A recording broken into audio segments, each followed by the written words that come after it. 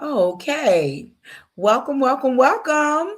Welcome everybody to Counsel of the Day with Shanrae, and I am Shanrae. I think I need to play my intro again. Something happened. So I don't know. Let me try it once again. Let's see if I can get it going. Um, One more time with the intro. All right.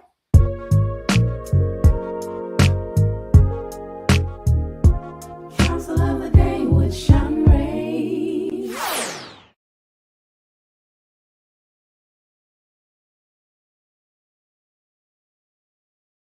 My StreamYard.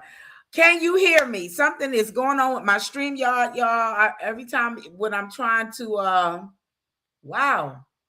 I'm looking on Instagram and Instagram's not. Let me look on my Facebook and see what's going on.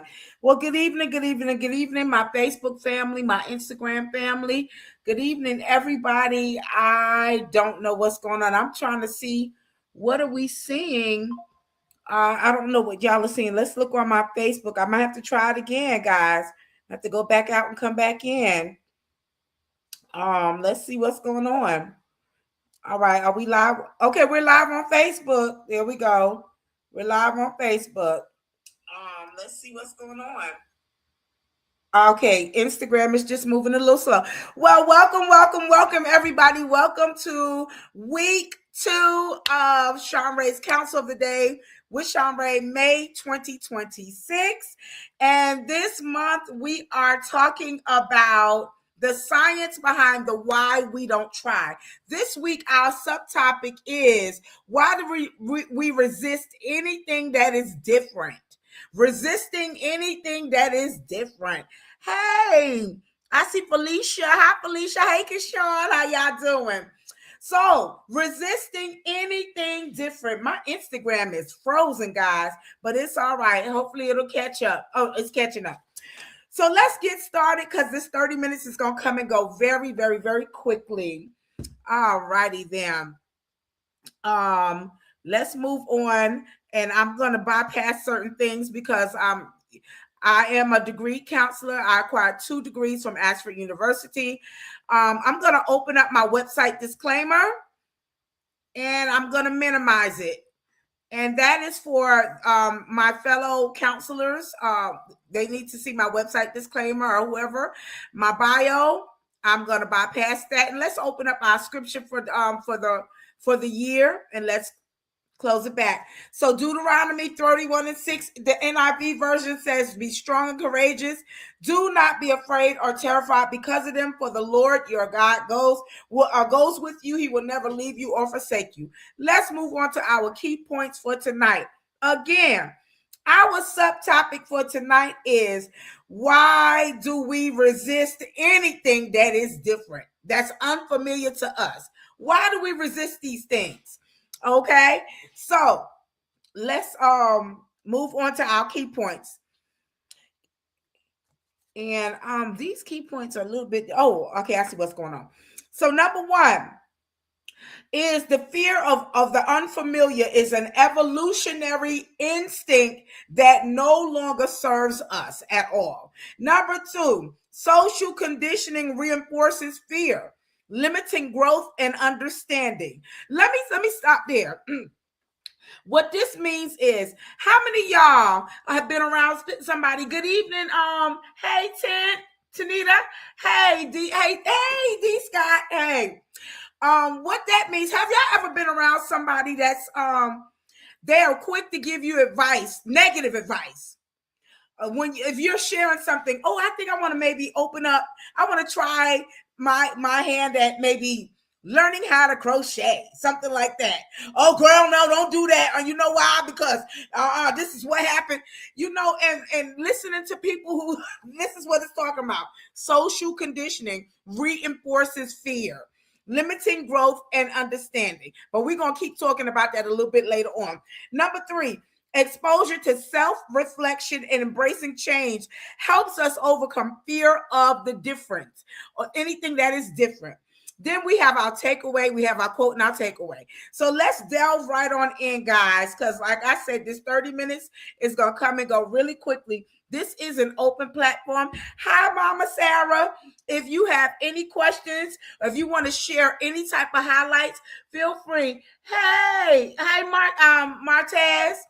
If you want to share anything, I will pause and I will give highlight to what you are sharing as well. So let's delve right in. Why do we resist anything that's different? And listen, that's a question. So if y'all want to put the answers in there, please feel free to do it. Think about it. Why do we resist anything that may be a little different? And me, I could tell you personally, if it's unfamiliar to me, first of all, my antennas is gonna go up. And so I'll say, let me just learn a little bit more about it before I delve in. So that's me. That's why I don't just automatically all the time say no. Now, certain things, if it seems to be dangerous, I'm gonna say no. Nope. I'm gonna say no. But if it's something that I'm kind of unfamiliar with, I'm gonna Vince. Hey Vince, how you doing? He said fear the unknown. Exactly. But me, again, if it's something dangerous, I'm not doing it at all. Martez says the sense of uncomfortability. Yeah, it's true. It's a sense of uncomfortability. I don't like to be uncomfortable either. Martez, I don't like to be uncomfortable. So, this teaching, this research is by Sam Goldstein, PhD, and he's known for common sense science. He's an adjunct faculty member of the University of Utah School of Medicine. And it doesn't say how long he's been had his PhD, and he's been not a theologian. I'm sorry, I'm crossing it over into a seminary, but how long he has been a doctor, a psychologist. All right. And so he starts out by saying that it isn't just our brains that's wiring us for fear. It's not just our brain. It's also everything that we absorb as we grow up. Like, I always thought that I was afraid of dogs growing up. Literally. I always thought I was scared of dogs. I've had my little fur baby now, which he's 112 pounds. And then my grandpa, he's 31 pounds. But again, like this is saying, my mom was afraid of dogs, so she helped us become afraid of dogs. Then when I became an adult, I found out that I love dogs. Okay. And so this is what they're talking about. So from the moment that we're little, our families, our schools, and our communities teach us what's supposed to be normal and what feels other than normal. So these lessons, or those lessons, they quietly assign value, nor some ways of being more familiar and safe, while everything outside of those lines is painted as risky or wrong. Okay, so we see that prejudice also takes root because of what we hear growing up. If you spend your childhood being told that a certain religion, a race, or way of life is dangerous, that story sticks with us, even if we've never had a bad experience ourselves with it. And when the news or social media keeps painting pictures or painting the other people as threats, it feeds the fear that's inside of us, sparking our curiosity or helping us truly understand one another. So let's consider how this phenomenon has influenced history. Wars, discrimination, and social conflicts frequently arise from fears of anything that's different. So whether it's the historical persecution of religious minorities, the opposition of sexism, or xenophobia towards immigrants, the underlying cause is often an irrational fear of what is unfamiliar. So number one, let's go on and unpack number one. And we're going to be in and out, guys. Let me open this and I'm going to minimize it. And I'm going to have to drink a little water. Give me a few minutes because I'm talking all day long at work. And I'm talking tonight. And so I need a little water. Okay. And that helped a lot. Number one, how fear limits growth. So while fear, it is evolutionarily advantages, holding on to unnecessarities can be harmful. So fear definitely helped our ancestors survive. I mean, come on now. If we're in a jungle or we're in the woods or something and we see a snake and we may not know what type of snake, is it a harmful one? Is it a garden one? We don't know, but there is fear that type of fear has helped people survive. A fear of jumping in water, unknown water. You don't know what's in that water. Lake, is it alligators? What, so it has helped our ancestors to survive, but hanging on to it when it's not needed only holds us back. And I want y'all to think about that. Think about something that maybe your whole life you was taught was wrong. Hey, Sheila, you was taught, no, don't do that. Don't do that. And then it's held you back from, like, I'm not saying experimenting, but just held you back from maybe opening up your thought patterns and saying, well, let's see. Let's see. Okay. So the teaching says, the research says that when we're terrified of what's different, it stunts our growth as individuals and also as communities. It stifles our creativity. It prevents us from trying new things, and it hinders our ability to work together. In fact, some of the biggest leaps in science, art, and philosophy happen because some people chose curiosity over fear. Now, I'm going to pause here because some of us, genetically, some of us are a little bit more curious in nature than others. I'm an A-type person, so I'm not that curious about certain things. But then there are some people that are wired, like you see people that are daredevils, or there are stunt doubles. They're just automatically, like, they don't have a fear of hardly anything. They jump off of buildings and they don't care. They don't think about the consequences. They'll just venture out and don't think about, there's some people genetically who are wired to have a little bit more of a venture in them than, like me. I'm an A-type person. So I'm going to logically think about something, and then I'm going to do a little research and then say, you know what, let me try it then, instead of just jumping out there and doing it. Okay. So, let me move on. So surrounding ourselves only with people who think like us, reading ideas that just mirror our own, and avoiding anything unfamiliar, it quietly locks us into a narrow world. And I want you to think about it. Think about something that you kind of turned down, or you said, it kind of, it narrows our world. Real personal growth happens when we venture out beyond our comfort zones, questioning our assumptions, embracing new experiences, and listening to different perspectives. And I had to learn that growing up, because I'm a very straightforward person and I'm a strong-minded person. And so learning as I got older, learning how to listen to other people's perspectives.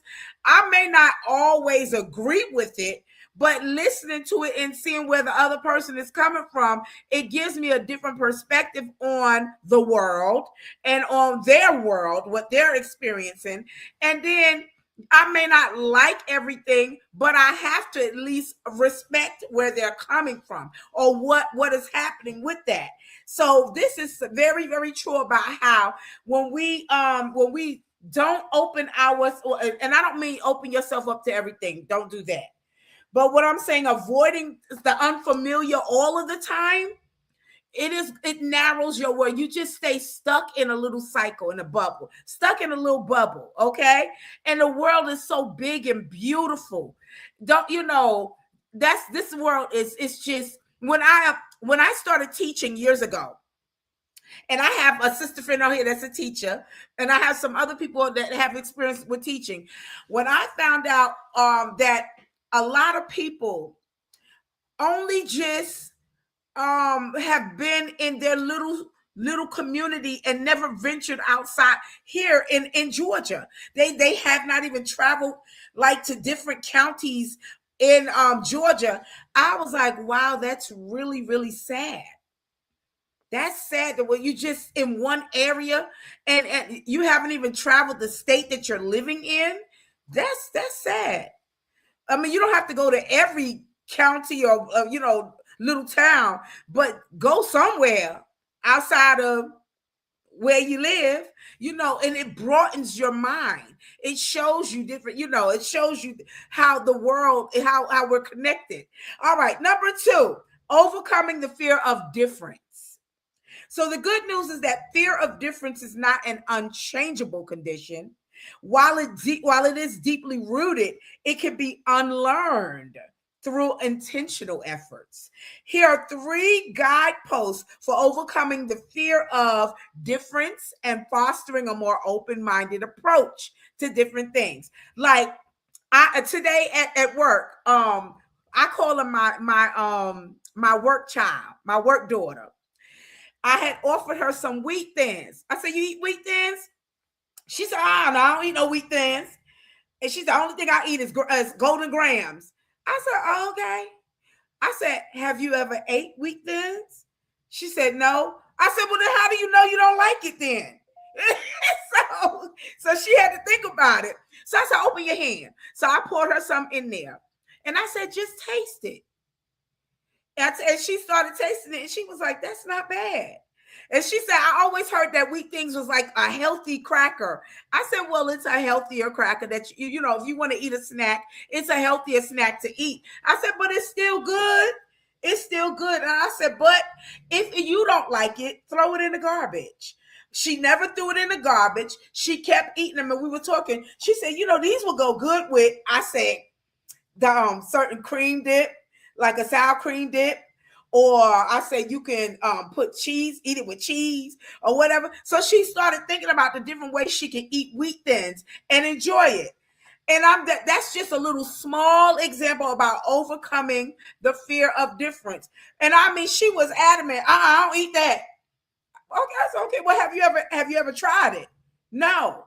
Well, how you know you don't like it then? It's not something as simple and small as that. Eating a wheat thin cracker. And so I don't know if she'll go out and buy a box, but I'm saying, she found out that it was actually tasty. It may not be her favorite cracker, but she learned something today. That's what this is talking about. So 3, seeking exposure. Okay, seeking exposure to the unfamiliar. I'm gonna say that again. Number 3 is seek exposure to the unfamiliar. I said this 2 years ago that I always wanted to learn how to sew. Guys, I'm still trying to learn. I'm still trying to learn. But I went out and bought a sewing machine, sewing kit. I bought some fabric. I bought the needles. I bought the everything. It is real pretty too. It's just really taking out the time to sit down and learn how to sew.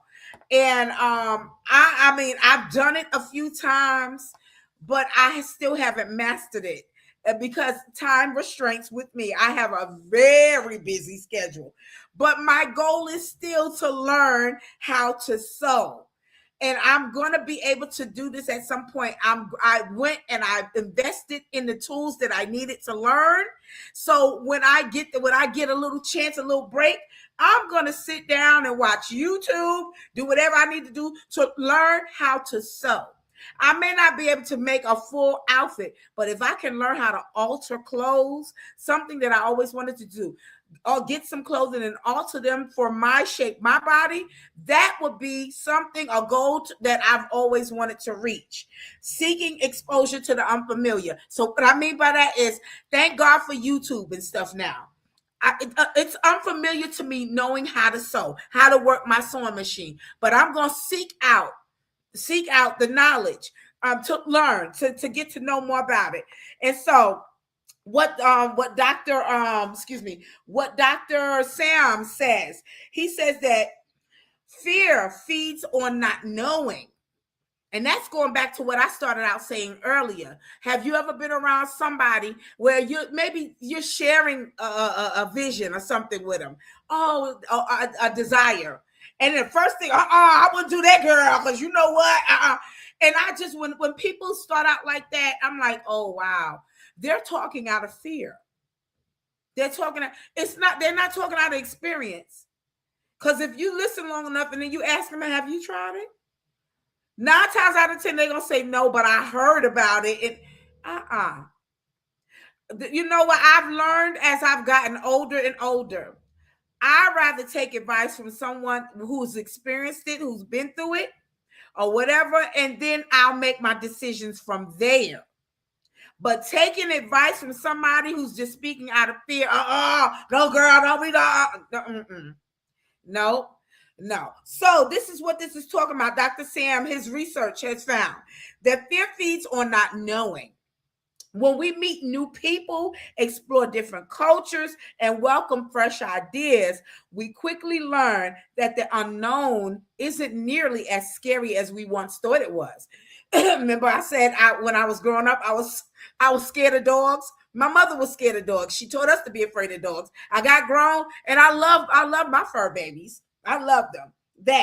Okay. So we quickly learned that the unknown is not nearly as scary as we once thought it was. Hop on a plane to a new country, curl up with a novel by an author whose world feels different from our own, or grab coffee with somebody whose life does not mirror our own. Each of these experiences chip away at the fear, making the unfamiliar feel a little more like home. So number 3 again is seeking out exposure to the unfamiliar. I got to get some more water, guys. Give me a minute. Like I said, I talk all day long at work. Excuse me. That's a part of my job description, and then talking in the evening as I'm trying to, Number 4, let's challenge our own biases. So we know that a little jitters or in our guts, or the split second verdict hand down. Take a deep breath and then tune in. So what it is really telling you, tune into what your nerves are telling you. Is this reaction born from something that you've honestly experienced? Or is it just an old tale that we picked up when we're around something that's unfamiliar? So getting curious about those instinctive flinches is the first step towards true growth and deeper understanding. So picture change like a friend that's nudging you, not a fire alarm that's blaring into your face. Life is a constant ride, guys. Life is a constant ride. Hey, Nat. And when we lean into its curves, we'll often find ourselves stronger on the other side. So maybe it's geeking out over a fresh gadget, speaking up for something that we care about, or really just listening to somebody else's tale. Okay, staying open and curious is how we unlock deeper bonds and unexpected doors. Okay, so number 4 is challenge your own biases. Challenge them. Okay. Number 5, the 5th and final one for this evening, is stepping beyond our fear, embracing the adventures ahead. Life is a big adventure, guys. Life is supposed to be a big adventure. Your life shouldn't just always be just one bland, boring thing. No, your life is some adventures is supposed to come in your life. Some, So stepping beyond your fears and embracing adventures ahead. Okay, so we're born with a built-in alarm system for anything that feels other than normal to us. But that alarm often rings when there's nothing to fear. Okay, only opportunities, guys. So when we let our instinctive worriness take the wheel, we wind up shrinking. We wind up shrinking our world. We miss out on new ideas. We miss out on new friendships, and we miss out on new breakthroughs. Yes, we do, on new breakthroughs. I'm going to say that again. Okay, so when we listen to that voice of fear all the time, we're shrinking our world. We're missing out on new ideas. We're missing out on new friendships, and we're missing out on new breakthroughs. So instead, try to imagine seeing everything unfamiliar, looking at it from a different perspective. Look at it from a different face. Look at it from a different idea or a different experience as an open door rather than a warning sign. Now, we're all intelligent enough to know if something is dangerous and if something is not. Everything is not danger, danger, danger. Everything isn't, but we are intelligent enough to know what is dangerous and what is not. I thought Nat said, yep. I thought he said, yep. Okay, and so when we pause to gently challenge our own assumptions, we start dive into new experiences. Okay, see change as a learning opportunity, and we stop being scaredy cats and start acting like curious like Dora the Explorer or curious explorers. Suddenly, the world begins to feel more vibrant, more vibrant. It starts to feel more inventive. Your world starts to feel more connected. And it all begins the moment that we choose to meet the unknown with an open heart. Now, I'm not telling y'all to just jump out there and just do something just like something so far-fetched. Take things in stride. Take things step by step. Okay, Dr. I'm sorry, Dr. Sam, like Dr. Sam said in his research, sometimes you got to start with even listening to a book that you normally wouldn't listen to, like learning a new language or something, something out of the ordinary. Just start expanding your world by opening yourself up to, don't be afraid. If you're out somewhere and you choose to speak to somebody, or whatever, it's okay to say hello to somebody and get to know somebody. And then you can decide from there if that person is dangerous or they're not. We have a built-in alarm that will really let us know danger, danger, danger, or I just never did this before, so I think I need to leave it alone. That type of thing. Okay, we are very smart creatures. We really are. We are very smart people. And so our whole thing is about growth and development to expand our world and to be happy.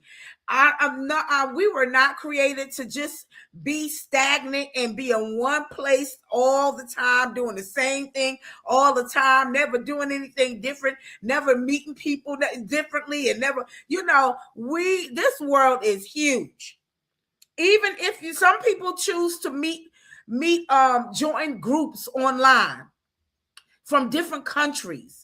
And it used to be years ago when we were in school, and this, I'm dating myself, I'm telling my age, but when I was growing up in school, there was such thing called pen pals. And so we would write letters to children in other schools, and then when we got older, we would write letters to children in other countries and everything. That was teaching us how to expand our world. Well, now everything is social media. They have groups from where people are meeting each other online from different parts of the world and just getting to learn about different people's cultures and stuff like that. If that's a bit much for you, then don't do that right away. But I'm saying that there's always, if you want to learn about different cultures, go to the library. The libraries are still open, thank God. And you can just get books or get an audio book or get a video and learn about different cultures. But the thing is, expand, grow, expand. All right. So again, our subtopic for this week is, the main thing is the science behind the why we don't try. But this week's topic is, why do we resist anything that is different? And this study is by Dr. Sam Goldstein. All right. So let's move to our takeaway, because we're right there. We're almost at 30 minutes.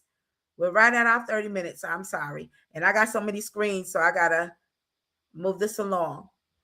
Our takeaway for tonight is when we let our instinctive wariness take the wheel, we shrink our world and miss out on new ideas, friendships, and breakthroughs. But instead, start imagining seeing every unfamiliar face, idea, or experience as an open door rather than a warning sign. So that's our takeaway for tonight. Let's move to our quote.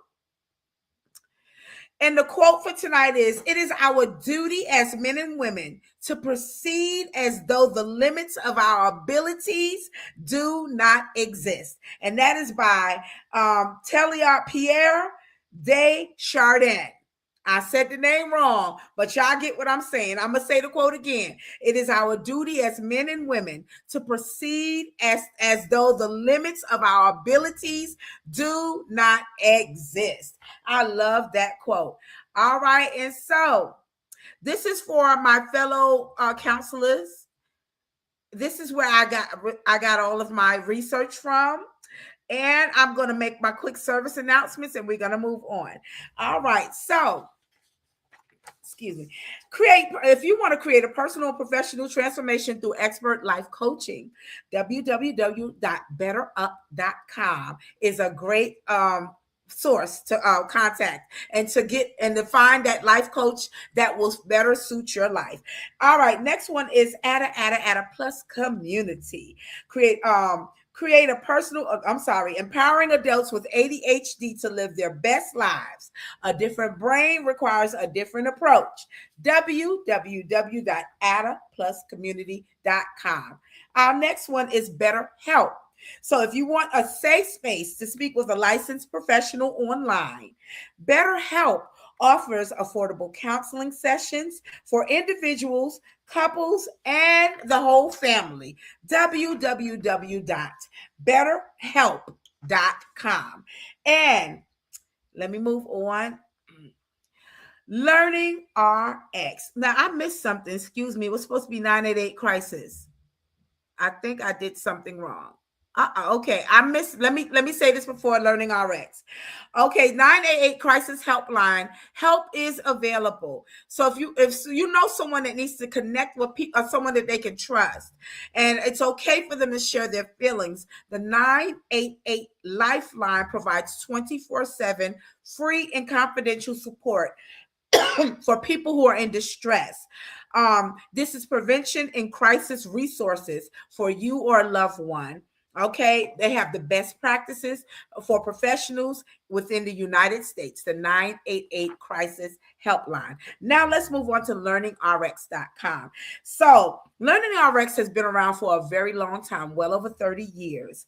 And thousands of adults, their clients have strengthened their skills, their brains working memory, long-term memory, attention deficit, and just sharpen their brains. With Learning RX. And they said that the average graduate improved their IQ by at least 13 points. That is amazing. www.learningrx.com. I really love Learning RX. Like I said, long standing, have been helping people for a long time. If there is a past counsel of the day with Shanrae that you have missed or you just want to rewatch, go to my YouTube channel at Shanrae Price, like, subscribe, and hit the bell for notifications, and then select any past series that you would like to watch. And my last and final one is, if you're interested in professional one-on-one counseling services, feel free to contact me on inbox me on any of my social media pages. I will contact you there, or you can email me at shanrae.price@gmail.com. I'm a lifestyle strategist, and my aim is to aid you in your life's goals and your life's dreams. Thank you all. Y'all have a wonderful night. We're going to pick up on part 2 Thursday night, 9 p.m. Eastern Standard Time. Y'all have a wonderful, wonderful night. So have a beautiful day tomorrow, and I'll see y'all back for part 2 on Thursday, 9 p.m. Eastern Standard Time. Good night, everybody. Thank you for logging on.